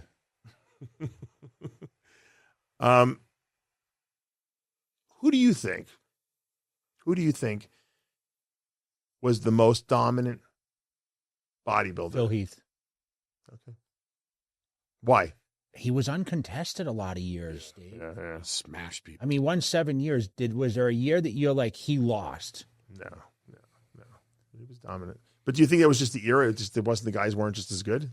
I mean, or that's not his fault. That's kind of a tough question because I'd have to really analyze it because I wasn't watching Haney and I'm not. Yeah. We only visually see pictures from that. Right. I'm just watching. I know Dorian Yates had some questionable years. I mean, because he had injuries. Yes, and I think that should be taken into account. I mean, you have a torn bicep. I mean, in today's era, I mean, Hardy has a little softer back and he loses the Olympia. Yeah. I mean, I think that the year he got third, his first one, I'm like, could he have won? Right. I think that once Weider was removed from the picture, I think the placings and the judging got better. I think Weider had influences, even though people won't admit it. I think that there was a lot because a lot of Arnold's victories by himself, Sergio Oliva by himself. There was no one in the shows. So if you're asking me who was the most uncontested and the best, I mean, Phil Heath in the history books. I think in 20 years, we're gonna appreciate Phil Heath's physique a lot more. Yeah. I mean, the guy wasn't wide. I mean, we talk about Yates, which unbeatable in his prime, but. There were some times where Sean Ray could have won, Flex Wheeler, Ronnie's in 01 and Ronnie's, you were ahead of him. Yeah, but I mean, Ronnie was really, there's no one like Ronnie. But Ronnie really wasn't that great either. I mean, you would have won though too, probably if you would have done that show.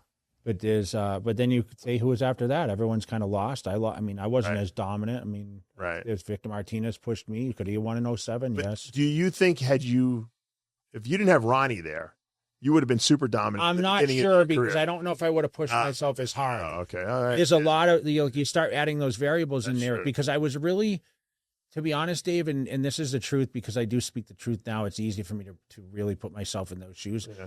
I was hungry at second than I was at first. When I won, I got complacent. Of course. And that, I don't know what you would call that type of mindset. I mean, I was very driven. Lost the eye of the tiger. Yeah. Well, I would lose the eye of the tiger, but I was a killer in business. Like I was like, okay, this is like. Well, because you still were trying to succeed. Yeah, that's all I really. To be honest, I loved the training, but I loved the traveling, the guest posing, building, making money that everyone said I couldn't make. Right. Because they're like, you can't make money in this, and I'm like, man, okay, really? I can't make money. I'm going to really make money. And then I had Chris Aceto in my ear, like mail order, guest post, invest in real estate and save money. You know, he's the guy. Oh, right? I know. Yeah, he doesn't. So like, I don't give him enough credit because I had a lot of great mentors, but Chris Aceto, I remember when I moved to California, I only rented a place for 6 months. He's like, you have to buy a house. And I'm like, damn, like I'm not making that much money at the time. And he left California because he bought a house. Well, I know, but he made me buy in 6 months. I burnt my first condo and it was great. Oh, you did? Oh, he's the one who got you to do it? Yeah. Wow. That's why I did it. Where was that? Aliso Viejo. Oh, that's and then I moved. We came and looked at real estate at the 01 Olympia here. And next thing you know, you know, who really showed me was Nancy Smith. Trevor, Trevor Nancy Nancy, Norman, yeah. So she like lived out here. We came to visit them, and I saw the opportunity to make money, and I said, I'm going to move to Vegas. Asked my accountant, and he pushed me. I had a great financial team, but at the same time, like Chris is like, you have to save money, and you have to like this isn't going to last. And Joe Weider also told me you have to plan the exit strategy. I remember sitting at Joe Weider's house in like I guess it was somewhere park where he lived, and he said, you know, you have to prepare for the next step.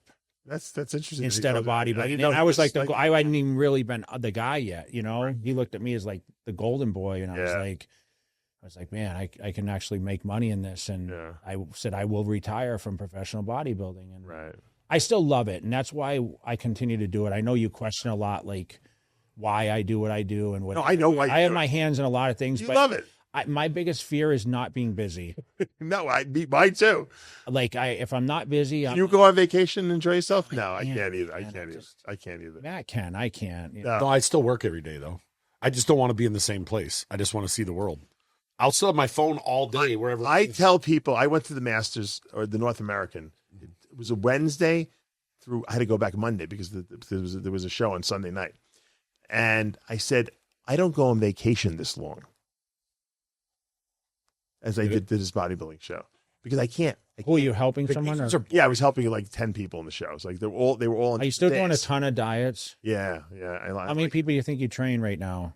Probably 50 at a time. You know. So you're still doing that? I love it. I don't need the money, but I just do it because I love it. I really do, and it helps. It changes lives. Yeah. But it also helps. You know, it helps the business too. It keeps me relevant. But I like helping people achieve something, and I get more out of it when I work with top guys too, but I like just regular people too. I work with a lot of regular people who just want to transform. Well, I mean you're probably, if not one of the most knowledgeable guys. I mean, there's not a question I couldn't ask you when it comes to body chemistry or supplements or training. Exactly how you could break it down, and I mean, their head would spin, right? How the body works. Jay, I have bodybuilders. I'm not going to mention names. They call me. They're like, I got my doctor on the phone with me. Can you talk to him? I'm like, I don't want to talk to your doctor. No, he's cool. He's cool. They can't get my blood pressure medicine right. I'm like, I said, what are you giving him? And I'm like, then I'll tell him what you should give him. And he's like, okay. And they, we run into a lot of people that are trying to get have the baby now. Right? Oh yeah. We always refer them to the Dave Palumbo protocol. That just happened. We were having breakfast the other day. Yes. They're like, we're trying to have a kid. And I said, hold on. I Googled Dave Palumbo protocol. Yes. Here, take a picture. So tell them what the protocol is. Yeah. All you got to do is email me. I'll send it to you. This is true. The Olympia was in Orlando 2 years ago, and this couple comes up, strolling up to me pushing a baby, and they're like, oh, we were looking for you. We only came to see you. I said, oh, what's the deal? We were going to a fertility specialist for 5 years. We spent $70,000 on IVF, all this stuff, and we gave up. And I was listening to some podcasts my husband was listening to, and you were mentioning your baby making protocol. I reached out to you. You sent it to me. You said, this is going to work. And everyone wrote us off. Did the protocol in 3 months. I was pregnant. This is the baby. And they took a picture of me. That's cool. And she said, we went back to the cool, fertility specialist. He's like, what did you guys do? And she's like, well, so this guy gave us this protocol and we followed it. He's like, what's the protocol? And he was writing it down, the guy. So explain the protocol and why the difference between the HCG and HMG. Explain. Yeah. Well, HCG we all take as bodybuilders, right? Because it directly stimulates the testicles, specifically the Leydig cells, to produce testosterone. HMG, human menopausal gonadotropin, okay, which they also now synthetically make it. And they make it as it's synthetic FSH, which is follicle stimulating hormone, another hormone produced by the pituitary gland. That directly stimulates the Sertoli cells in the testicles to produce sperm. So it's a direct sperm. The problem is the brand name that these fertility specialists in the United States use is known as Pergonal. Pergonal is like insanely expensive. The reason it's insanely expensive is because it's considered an orphan drug that not everyone uses, so they're allowed to overcharge for it. And the insurance companies will only pay for like 2 weeks of it. And it doesn't, to stimulate the testicles for 2 weeks on this stuff, it doesn't do anything. So you need to stay on 75 IUs of HMG 3 times a week until the woman gets pregnant. If you don't do that, your body stops producing sperm. Also, once the sperm number is high enough, the sperm have to swim. That's called motility. And the thing that increases motility or the ability to swim is glutathione. Do you take injectable glutathione? I have it, yeah. I love it. Glutathione and my third child that we had was conceived only on glutathione. I didn't even know. I wasn't planning on having any more kids. So I stopped taking all the other stuff, and I was only on glutathione just for health purposes. And one time, boom, pregnant. And I started doing some research, and I didn't realize it, but it increases sperm motility because a lot of bodybuilders have enough sperm cells, they don't have the motility. And then morphology, which is how they're shaped, is important. So even though you have sperm and they're swimming, if they're not shaped properly, then they won't cause fertility. They can cause infertility. So I get everyone on a very high quality multivitamin, multimineral. I have them all go do my V-Mineralize. And you put that protocol together, and you could take some Clomid too, or Nolvadex, but a lot of people have problems with sex drive on Clomid. It's probably not that important, but I usually tell people, they get depressed. I tell people you can take 50 milligrams a day. If it bothers you that much, then just stop it. But it's the other stuff that's really the important thing. And it always works, but you have to stay on it consistently. 2,000 IUs of HCG every other day, 75 IUs of HMG every other day, 50 milligrams of Clomid a day, and 200 milligrams of glutathione every day injected. And it works. It's never not worked. And really? Yeah, it's never not worked. And you need to find a way to like trademark this or something. I know. Well, I don't care. When I always say people. knowledge Helps people. If I can help people, I don't. I've been giving away free. You know what? I really realized at some point when I first started giving away free knowledge, and I remember it happened. Remember when the internet first started, and you had the dial up, and there was a website called Mesomorphosis. I remember that. I did a Q&A on there. This guy paid me $400 every month to do a Q&A, and I did it for years, and it was, I would have done it for free. And so people started emailing me from that little Q&A I did on there, and they would ask questions, and I would just answer them. And I said, you know what? I said to myself, if I answer people's questions and they understand that I'm really care about them and I don't give a shit about the money, which I didn't at the time. I was competing, I was making decent money with metrics. They'll buy anything from me at some point in the future because they're going to trust me, and that's something that I've always done. I do Ask Dave every single Wednesday. I give away free information because you know what? People like to spend money and they like to support the people who give them, of course, information. And I'm the same way. If I see someone doing something that's great, and I watch a lot of YouTube channels, I want to support that person because they're educating me and making me, a better person. That's really cool though, because there's a whole hell of a lot of people out there that try to have kids and can't. No. They're just getting bad information from people that don't know what the hell they're doing. Well, you know what they want to do? Once again, it goes back to, Jay, the fact that these guys don't want to stop taking steroids. So they're like, well, can I take steroids while doing this? I'm like, if you wanted to take 5 years, yeah. Because let me tell you something. A woman that's happy, what do they say? A happy life, happy wife, happy life. Get her pregnant as quickly as possible, and then you can go. Yeah, but explain how someone still gets someone pregnant taking testosterone. Yeah, so Ronnie Coleman, every he's had all daughters, right? I think, yeah. For some reason, I think the male sperm spells don't swim so well. So the ones that are weaker are the female ones. So, but Ronnie has gotten He's canceled for that one. Ronnie has gotten every woman pregnant that he's gotten pregnant while on gear. He told me, I think. Some people have super sperm. It doesn't surprise me that Ronnie Coleman would be that way, because what happens is sometimes when you take a lot of gear, the concentration of the testosterone going through your testicles is enough to actually stimulate your testicles. Whereas for most normal mortal people, you need that production down there to stimulate. Because think about it, if you're producing testosterone here and the sperm production cells are right next to them, they're gonna stimulate each other.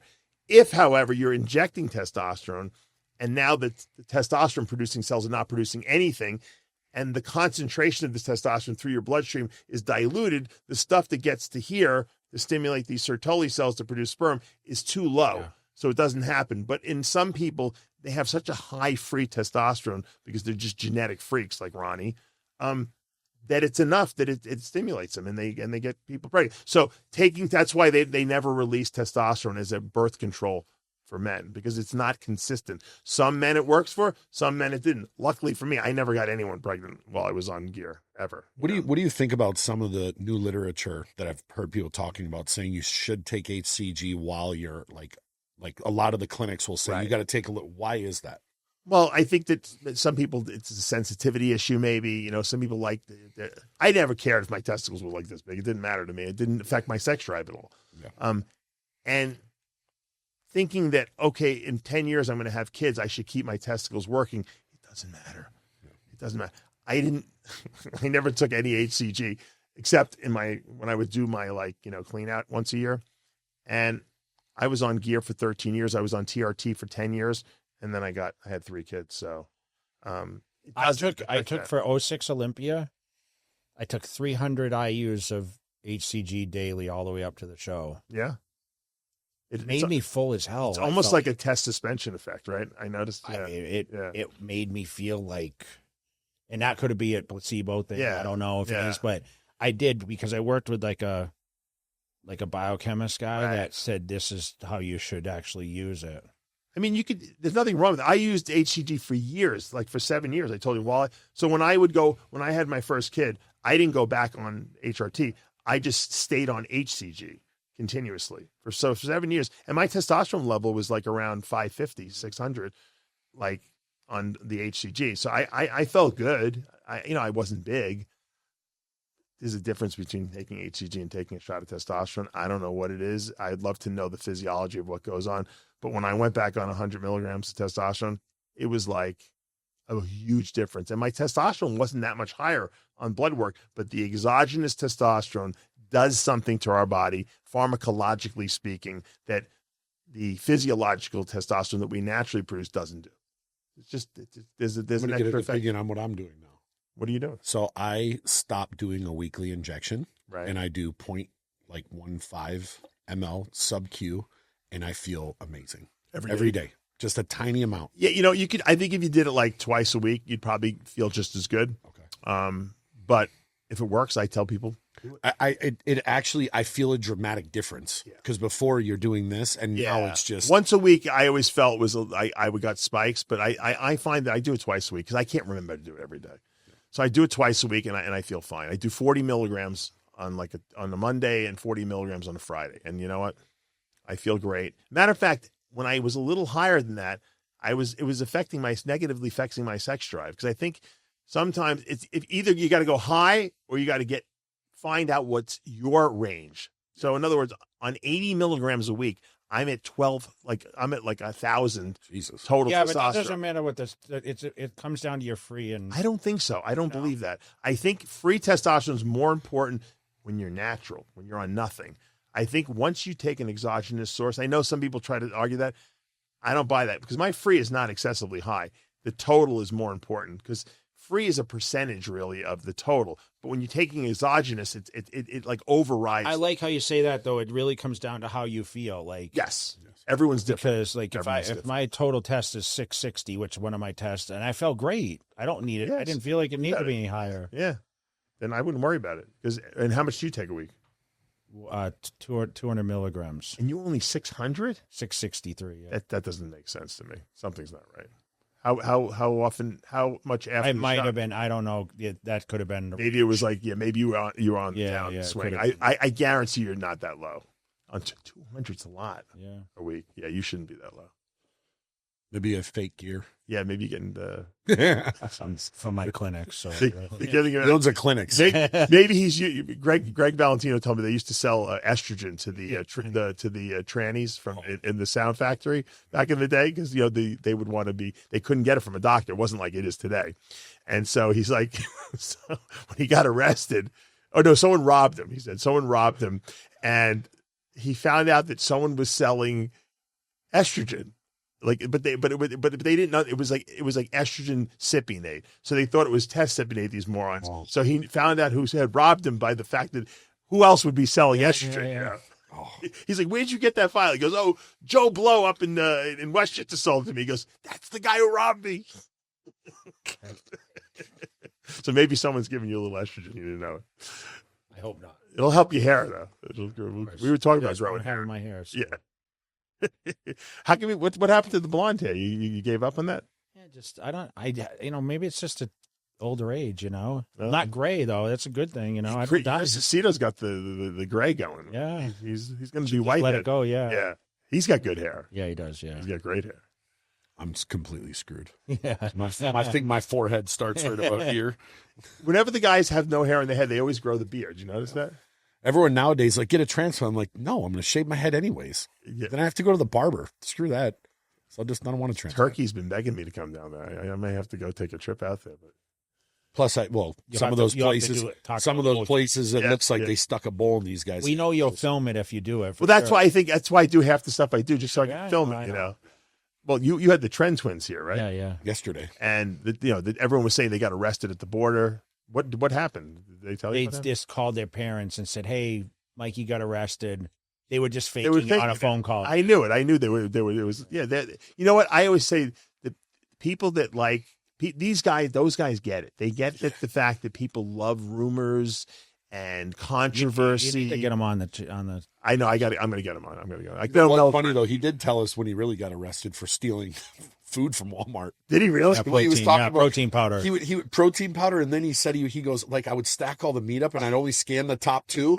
But he said Walmart set him up. They let him keep doing it Oh, until no it way. built up Over so it sent him out, $1,000. and then they arrested him, so he got a misdemeanor. Well, you know what? I have a friend who does security for Walmart, and he tells me we catch everyone. He goes, you cannot get away with anything. It sucks though because they don't take Apple Pay at Walmart.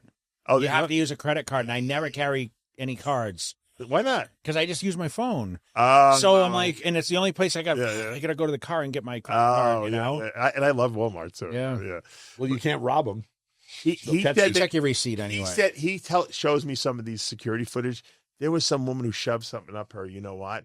And and he's got to. They got to. They got to toss Yeah, up. they got it. They're like, you got to get in the other room, and they had to get like a female in there, and she's like outraged. They're like, we got you on camera. They're like, so they see everything in Walmart. You can't get away with anything in Walmart. Matt, you better stop stealing. I don't steal nothing. Well, Screw Dave, that. we look forward to the weekend. Yeah, I look forward to your breakdown, your opinions. thank you. I'm sure you're gonna have a lot of different opinions on there. Who you doing the breakdown with after? I think Prejudging. I think Phil Heath is going to do it with us. He Oh, Jim, yeah, Oh, Phil and I would Phil talk tomorrow, Yeah. actually. Oh, you have Phil tomorrow? Yeah, I told Phil. I said because he seems to be pretty good at breaking Yes, down yeah, stuff. yeah. He's very good at analysis. I'm going to give you another tip. Well, I had you and Phil for the Arnold. That was great. People love that. I'm going to give you another tip. Have Wesley Vissers come on and talk about Classic. Yeah, He's amazing. is he good? He broke down all his competitors last night. Really? And it is if you can say, hey, will you come break down the Classic guys I'd for love us? to get him. He's amazing. He is Yeah. Really? great. I'll message him. And What do you think? How do you think he's going to do in the Open? He's out. He's not doing it. he's just Oh, he's No, not no. He eating. said he's moving into Open. No, he's not. Oh, he's staying in putting on Classic? size, but he's massive right now. 292. Yeah, but he's going to be able to make weight. I heard he's going to Open. That's what I heard. He's a big boy. He's 292. You don't think so? I don't think so. He's 6'3", I think he's really. Oh, he could still make the weight. Yeah, He'd have to put 40 or 50 pounds on even what he is Yeah. now to be competitive at that size. yeah. He's got a good physique. Yeah, No, he literally just at needed the, end, bigger legs. That's at the end of the He knows podcast, that. I told him straight up. I said, you need to when you're done, you need to you need to do commentary yeah. because he's good. He's a good businessman too. Yeah, he is. makes a lot of money with his those vintage clothing stuff Yeah. he does. Yeah, he reminds me of you a little bit with the business. Nice guy. stuff. Yeah. He's. I said when I was interviewing him when he was really young, when he first started, I said, "You're way too smart for your age." I said, Yeah. "You must be an old soul." I said, like Jay. I wonder how old he is. I have no idea. I didn't ask him. I'll bet yesterday. he's like 30, 31. Right? He can't be that much older, right? I don't know. I mean, although years fly by. 22. Yeah, I thought so. Yeah, I knew he couldn't be. He was in his 20s, when he was first started. Yeah. He was telling us about how he won the Nick Strength and Power into the online. Yeah, that's the what got vintage. him That's what. Yeah, got him. Yeah. Out, Yeah, Missed the golden era. So yeah. Well, he marketed himself really well. He makes money. He flew it just like you came in right now. Last night he landed from Amsterdam. Came right here? Came straight. Where'd you come from? Florida. No, but you just flew in, or I just flew in. oh, okay. Yeah. Oh, damn. Okay. Fly to Fort Myers or out of Tampa. Fort Myers, yeah. There's a direct flight on Breeze, but they only fly on Wednesday and Saturday. It's so stupid. So going home, I have to connect.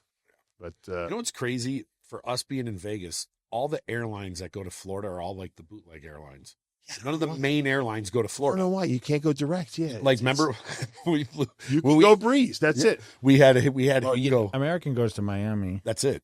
We went to the first Orlando Olympia, and he's like, I don't want a layover. I said, you got to fly Frontier. He's like, I don't care, just give me the. Yeah, And as soon as he landed, he's like, never again. The seat didn't move. And I don't. I won't go through. I don't Took like an that overnight shit. flight too. Oh, you did? Yeah. So he sat like this for 5 hours. Oh yeah. No. I'll do the connection. I want to be comfortable. Breeze is good because you can upgrade to first class. They let you put a bid in, so you bid, and it's still super cheap. So I mean, I've never flown Breeze before. yeah, they're not bad. Check it out. Not bad. Yeah, it's direct, like I said. And if you're gonna go visit, you have relatives still in Florida? Yes, most of my family's still in Boca Grande, Port Charlotte. Oh, okay. North- Oh, yeah. My sister lives right around the corner from Mel. Oh, that's Yeah, I was just met. We were just talking about that with him. Northport is I like. was just here. Oh, he was. He No, left 10 minutes before you got here. He asked, like, Wednesday. Ah, I yeah, said we two, were, but talking, he- we were yeah. talking. We were just talking. Yeah. Yeah. Did you interview him? No, we were Oh. we ate breakfast. Oh, I'm up at the airport at 8 a.m. Oh, he got in that early. Yeah, he It's came early early. flight. He came on the 6 He flew o'clock from you know? Tampa. Yeah. Oh, he flew out of Tampa, right? But I'm sure that was Southwest or Frontier or something. South Spirit. Fly South. Yeah, there's no. Spirit. They're expand. I know they're expanding Fort Myers Airport, RSW. I bet you there's going to be more direct flights. You know, to like It's a Vegas, nice something airport. like I that. mean, I haven't flown out of it in probably 10 years. But so it's nice. it's so easy. Oh my God, you park long-term parking. They shuttle you right to the front gate. There's nowhere never there. I walked through everything. They got. It's a breeze. I used to hate going to LaGuardia and Kennedy Airport when I lived in New York. Oh my God! Some of the guys that live in New York, I don't. Do you ever think they miss do New York or? No, I don't. You know, if I go visit my sister, she's in Connecticut. I'll fly. I into see you there a lot White though Plains. now lately. Yeah, I go to White Plains Airport. It's the easiest. Fort Myers to White Plains. White Plains is smaller than Fort Myers. It's tiny. It's like you remember when you would watch like the movie Blow, Yeah. and they would get off at these little rinky-dink airports. That's what it's like. It's like a rinky-dink airport, but it's JetBlue goes direct there. From You know, Fort Myers. my first flight ever to New York, I went from Tampa and Southwest to Orlando to Islip. Islip is also good. We had to go to That's White where Plains. Blackman wanted to fly me into Yeah, Arrested Development yeah, that's what 95. he is. Yeah. It was so easy because we jumped on the train and Yes. it was quicker than sitting in traffic. But you know, I lived in Nassau County, and believe it or not, Islip was further for me than Kennedy was, even though Kennedy's not the best airport to like have to fly out of. Look, you know what? I won't ever go back to New York ever again. Because I can't handle traffic. I found out when I moved to Florida that I like driving. Yeah. I just hated driving in New York because it was always traffic. We always everywhere. drove nice cars. Yeah, no, I had a nice car. How's but the traffic by you now? It's fine. Is it getting Yeah, like it's- if you go to Tampa or Miami, it's just like New York. Yeah, it's not that bad. It depends when you go, but Florida driving is so simple. I drive my kids. I take my kids to Orlando. It's almost 3 hours. 75. I don't even. Yeah, I don't even care. I go right through the middle of the state. 17. We're spoiled here because it can be 5 o'clock and you're still going 60 on the freeways. Yeah. Because there are 5 lanes everywhere. Yeah, no, that's. We're super spoiled. Yeah, you guys. But you know, the Vegas Strip is a pain in the ass though. Driving on that. I probably go to the Strip 3 times a year. There's no need to. Oh, you don't even go by that. Not even close. As soon as someone's You like, have an apartment on there. Yeah, we lived right at the Waldorf Astoria. Yeah, no, you love Yeah, that. I loved it, man. I was It's- I don't know why you left that. as soon as Right. someone's Got my like, house back. That's right. as soon as someone's on the Strip, you're like, have fun. Like, you're not going to come. No, absolutely not. I was big jealous of off the that Strip. when you were living there. I'm like, man, Jay's got it made there. That's a. Like I'm having Days of my life. Yeah. I'm having a dinner at 6 o'clock with some people. And I told them, no, we're going to have sushi off the Strip. Don't ask me to go near the So Strip. what's the best sushi place here? I got to ask you. Oh my God. Well, if I There's little mom and pop places. He's Where- got, where he's would got a lot by the torture Where, gym. so where I live, I went to that one, I think by the torch. There's a real Oishi's right there. Where I live, Yeah. within a mile and a half of me, there's 6 all-you-can-eat spots. Where After- should I go? I'm going right now. Where am I going to? From here, where are you staying? I'm staying at the resorts. He should go up to that one on Spring Mountain.